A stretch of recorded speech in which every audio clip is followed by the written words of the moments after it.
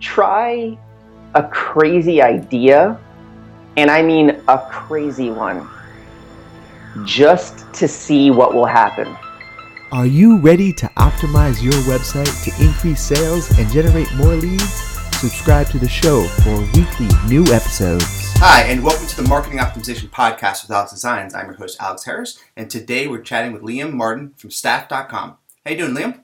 Good, how are you? Excellent. To get started, what is your definition of optimization and why is it beneficial? I think it is just maximizing your capability in whatever you're doing.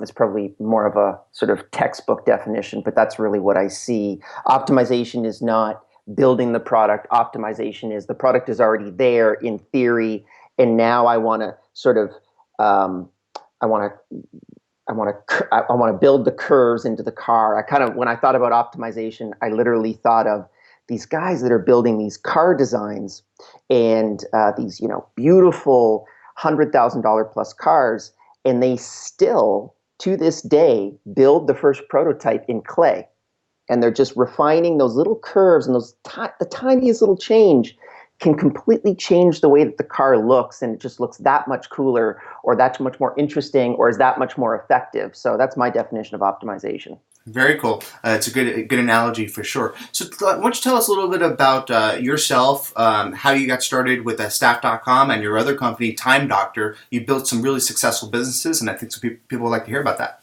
Sure. So TimeDoctor is time analytics for your workday. So basically what it does is it allows you to track all of the things that you do during your workday. So as an example, right now it's 8:16 p.m. I have currently been working for 14 minutes. I've been using Skype for 10 of those minutes, and I've been using Gmail for the other 4 minutes. So I can track those metrics, and I also know what task I'm working on, which is podcast. So I'm currently working on that task podcast, and I'll be able to get all the metrics connected to it at the end of the day. So we use this tool to manage in-office employees. It was primarily designed for remote employees, but now it's really moving in the office and out of the office. And we're encouraging people to be able to create remote working agreements. So as an example, let's say your employees don't want to work in the office anymore, or you want a smaller footprint, you can use TimeDoctor to be able to manage those employees remotely. Staff.com on the other side is basically just the connection system for that. So it allows you to find those employees. And then once you've found them, it perfectly integrates with TimeDoctor. We found that there was a significant need for that in the marketplace. We almost kind of define it as a LinkedIn for remote workers. So we don't charge any margin like any of the other companies out there. We basically say, this is a long-term working relationship with your remote employee. And if you're interested in working with that employee, use TimeDoctor. That costs $10 per user per month. And if you're not, we're very happy that we've at least created the connection. Very cool. And you've been doing this now for about 3 years. Yep. And tell us a little bit about that process that you went through, because you had some accelerated growth and maybe some key takeaways for people starting their own SaaS companies. Sure. So, I mean, the TimeDoctor has been about 3.5 years, and staff.com has been about 2.5 years. And we've gone through a lot of changes from the beginning to the end. I mean, I actually looked through some of our very first split tests in preparation for this call, and the website looked horrible. And it's very interesting how that site evolves over time, the interaction effects that you have on the site, different things that you want to put into the site, pull out of the site. I just remembered as an example, we had built a project management system that we're currently putting back into TimeDoctor, but we started at the very beginning with a project management system connected to our tasks. And we tried to get users to use it. And we spent tens of, if not hundreds of thousands of dollars on this feature. And customers would not use it. We'd say, hey, you're already paying for TimeDoctor. Why don't you use this? Oh, I use Basecamp. Okay, but this is free, right? You're already paying for Basecamp. This is a free product because you're already including it. Why don't you just give it a try? No, I use Basecamp. Please leave me alone. And we just recognized that the actual The actual just because you build something and just because it's free and you think it's better doesn't necessarily mean that it's the right fit for what you're doing. And we also recognize another lesson from that: become ridiculously good at one thing first, ridiculously good at it. Say, this is what we are the best in class at. And then what we did was integrate with everything else. So now you can integrate all your Basecamp tasks into TimeDoctor and Asana and Trello and everything else under the sun. Yeah, that's interesting because a lot of times as business owners, we get these assumptions for what people want, and it's usually not the case. So looking back, you probably should have surveyed your audience and seen if they like the project management software maybe before building in their first case. Any thoughts of a post-mortem of how that kind of came about? I actually had sit down with, and he probably wouldn't remember this, but Eric Ries from Lean Startup, and we talked about this feature. And he gave me, and this was before his book came out. I think it was just about to launch. And he gave me a great piece of advice that absolutely solved the problem for us. We had a project management tab on our dashboard. And I said, oh, we're spending like $100,000 on this thing and people aren't really using it. And we're kind of frustrated, and it's the lowest use case feature within our dashboard. And he said, okay, that's the feature. Great. Remove that link tomorrow. Don't tell anybody that you're going to remove it. Just remove it and see how much hate mail you get. And that was amazing for us because we did that and we got 4 emails, right? When we remove email reporting, we get like 400 emails of people saying, hey, this is not something that we need this reinstated immediately. So we really understood what was important to the user. Forget about how many people are accessing it, how many people are using it or kind of using it on a daily basis. Figure out when you pull it, how many people are so angry at you that they're going to quit because of it. And that's kind of, you're playing with your customers' emotions a little bit, but particularly when you're dealing with an MVP early on sort of activity, you need to be able to understand what they really love. And that was something that, in future iterations of any product that I'm going to do, that's a technique that I will definitely be using. Yeah, that makes sense.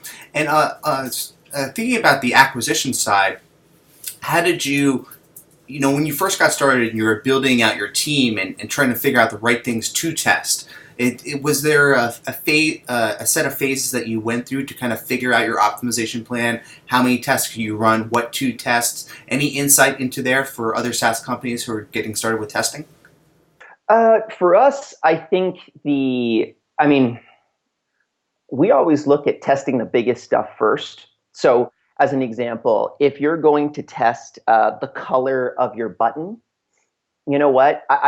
It's not going to move the needle that much for you.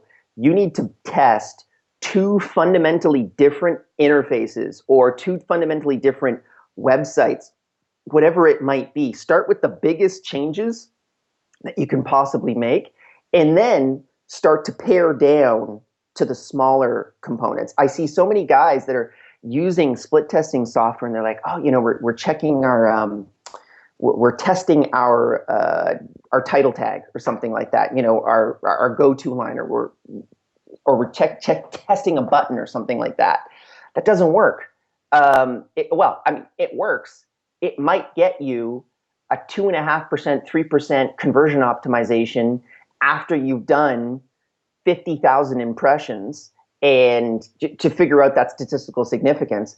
But in reality, if it's under 2%, it's basically chance, at scale. And that's what a lot of people don't understand is they look at that data, they think another problem that I have is these 2-tailed versus single-tailed tests, which is kind of a statistical problem. A lot of split testers right now just say that things are significant when in reality they aren't. There's about a 20% chance that they aren't statistically significant. And if you're doing very small split tests, under 2%, in my opinion, choose the option that's nicer. Choose the option that you actually like, that you think, wow, this website looks a lot better, as opposed to, wow, putting the huge big button in there that's taking up half the screen looks like crap, but we're getting an extra 2% conversion. don't do it, because yeah, you're going to get a 2% conversion, but in the long term, it's not going to produce a good brand equity. We had the same problem as an example with Facebook ads. One of our advertising people, they put down these horrific ads that were, like drawn, hey, click here to check out staff.com or to check out TimeDoctor. And they were getting great click-through rates. But I was getting emails from customers saying, I thought you guys were a high-end brand. Why are you, why are you making these little, Microsoft Paint ads on Facebook? And you actually look at that and you think to yourself, look at your long-term brand impact connected to what you're doing. And we actually pulled all those ads because we just thought to ourselves, it's not worth it to be able to create that first brand recognition. Like we bought staff.com as a URL as a brand play. So we don't want to dirty that brand by having Microsoft Paint ads, as an example. Yeah, testing for impact is key. Especially when you're first getting started testing. I mean, eventually, as you said, you whittle it down. You understand what the elements that you want to test are: headlines, call to actions, not necessarily button color, but maybe offers. That really makes sense. So testing for impact. Either you want a clear winner or a clear loser, because those 2%, over time, those cohorts, they're going to just flatten out anyway, and it's really not going to make a difference in your bottom line. Yep. So testing for impact is key. Are there any specific examples of tests that you could maybe share? Maybe not go into specifics, because sometimes it can be hard to share too much information, but sure. If there's any tests that maybe had a big impact on you, any insight that you could share? Well, I have to preface this as well, that the split tests that you are doing really do focus on your particular situation. So we have a test on the front of TimeDoctor.com, or sorry, I think it's still on TimeDoctor.com, which is basically you ask 3 questions before you get to the website. And those 3 questions, we've actually split test the heck out of those questions. I can't remember exactly what those questions are today, but basically it is, do you have a remote team? Do you want them to become more productive? Would you like to install TimeDoctor to make them more productive?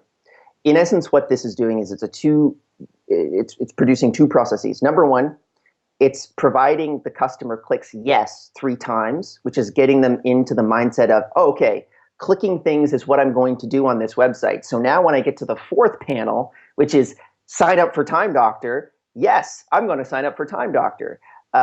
Secondarily, what it's doing is it's basically long-form copy.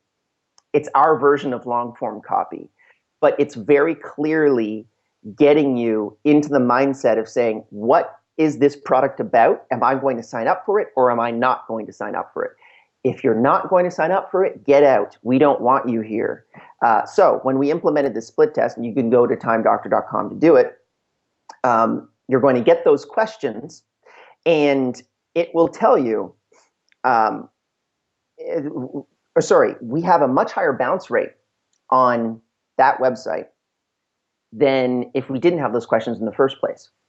But our conversion rate is significantly higher, more than double what it was before, because we're very clearly pulling out the people that we don't want in our cohort. We want the people that are saying, I do run a remote team. If you don't run a remote team, or if you don't run a team of employees, we don't want you using the product, because you're not going to enjoy the product. It's not for you. So, if you're just somebody who doesn't have any employees, the product isn't going to work. So don't use it.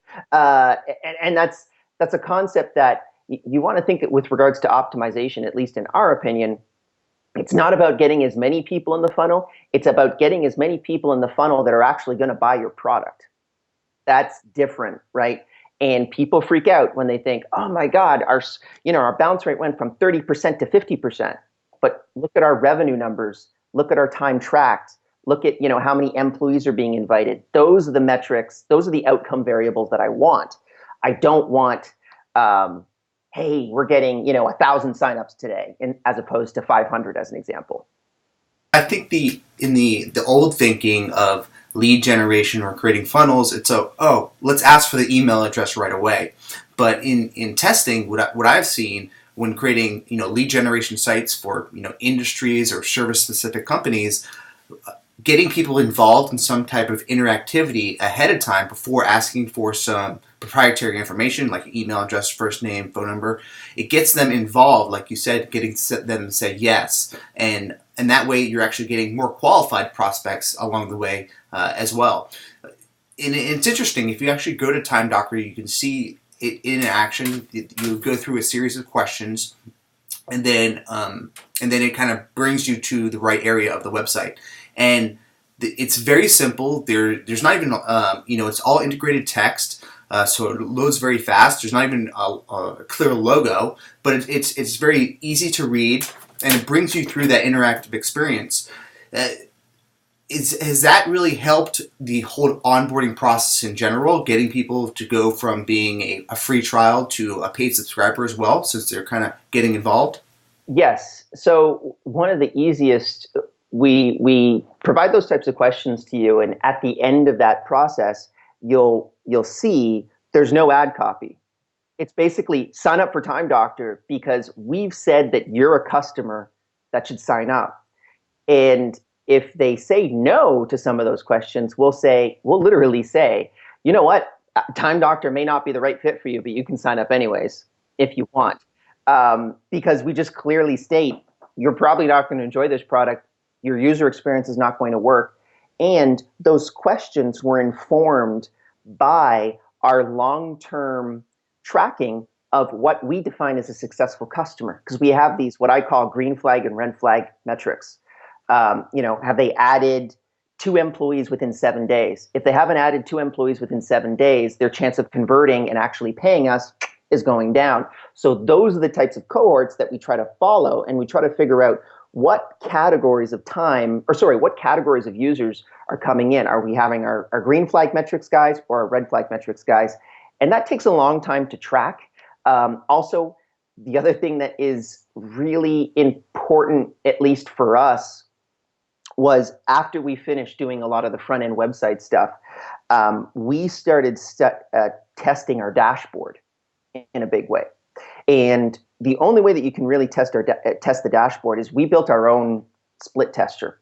But we have, I think it's 36 different variables that we track connected to that cohort. So have they done an integration? How much time have they tracked? How many employees have they invited? When did they install the software? Are they still actively tracking time today?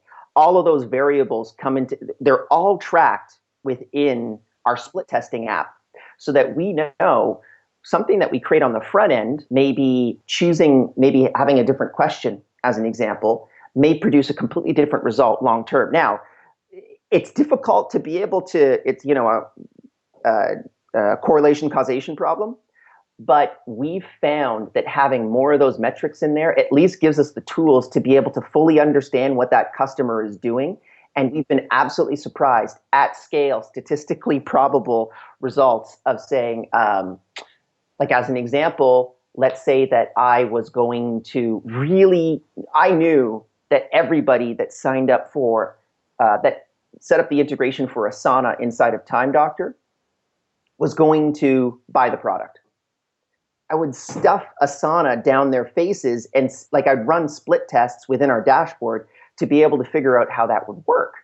And we do all those types of things, and those produce fantastic results. But it's not just a static split test. It's something that you actually have to set up. And we have a team of 3 people actually that set up all of these split tests and fire them off. And we've kind of recognized at this point that there's a more significant changes that can occur within the dashboard side as opposed to the front end website side. And this is something that I don't really see that often in the optimization industry, which is they're always focusing on, hey, let's look at the ad copy in the front of the website, when in reality it's like, maybe your dashboard is broken. Let's try a new user experience as an example. Yeah, that's a good point.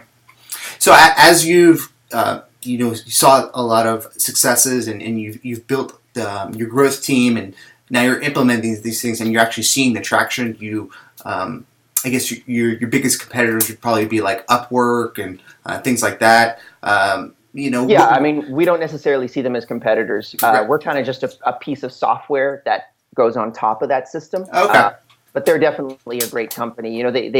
Those types of platforms, they have a different pricing model as well. Yeah. So it's a little bit different from ours. And what challenges are you now seeing after you've seen some success and you're trying to kind of get to that next level? Any challenges or insight that you could share with other SaaS developers and owners? Well, I mean, one of the biggest problems that I personally have is I can no longer do very specific work that I was trained to do before. So I kind of see it as moving from an entrepreneur to an executive. So as an example, Mondays are my meeting days. I have 8 meetings.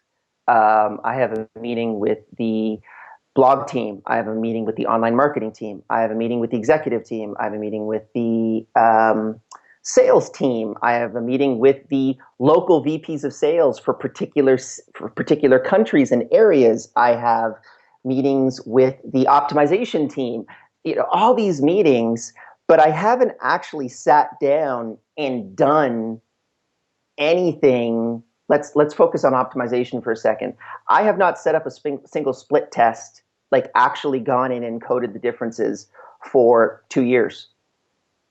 That creates a bit of a problem for a classic entrepreneurial type like me, because I want to get in and do it.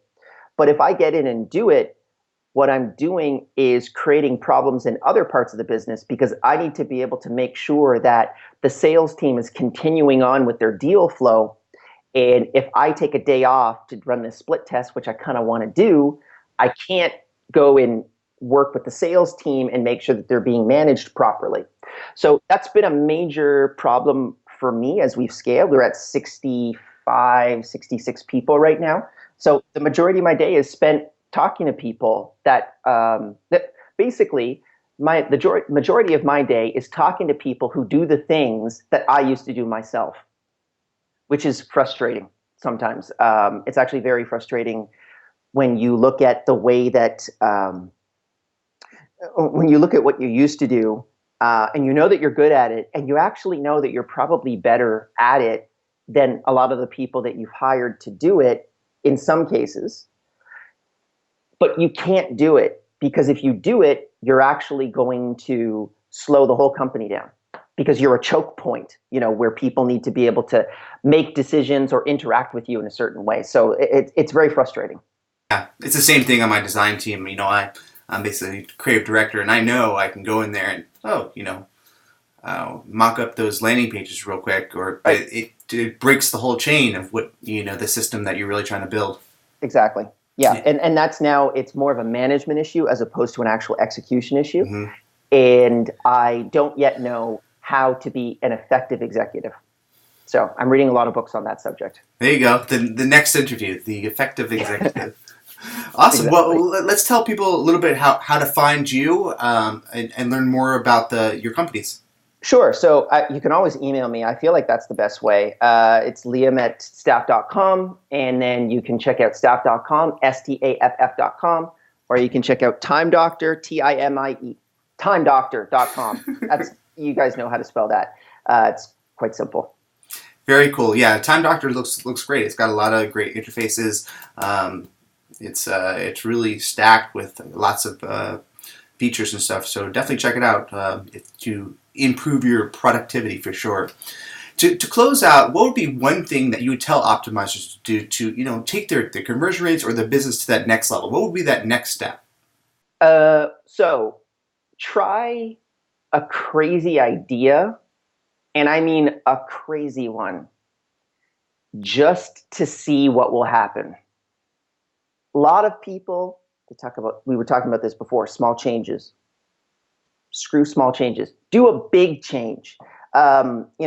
Put together, let's say you have one split test, which is your properly optimized site, and then your other split test is a completely different user experience, or a video of you coming up and telling the customer why they should buy this product and putting in a, sign up now button.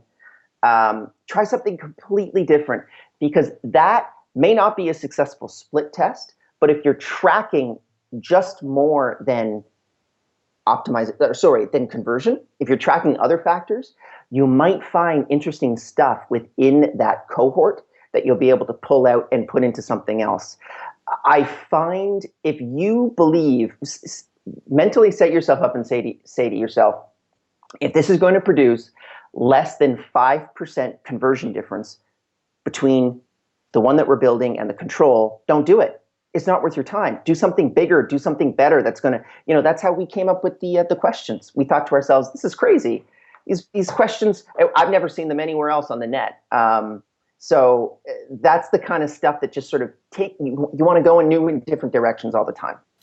Yeah, it's a great point, because as you do testing for a while, once you start to see is sometimes you run this big, hairy, audacious goal, this test, and maybe it loses, but those key insights that you learn from that particular test, they're like priceless. And unless you had that fail, you would have never learned that insight on how to increase your prices, onboard people through surveys, maybe try completely different user experience videos, whatever, because those key insights are really going to be harder to find unless you try and go big. Absolutely. I actually have a friend of mine that didn't just double his prices, he tripled them. And he found that conversion rates went down by 50%. He's making more money, yeah. Right? He's acquiring half the customers at triple the price. He's making more money. I would have never done that, but that's a split test that you should try. Yeah. Just continue to try that stuff. Awesome. Thanks a lot for your time, man. No problem.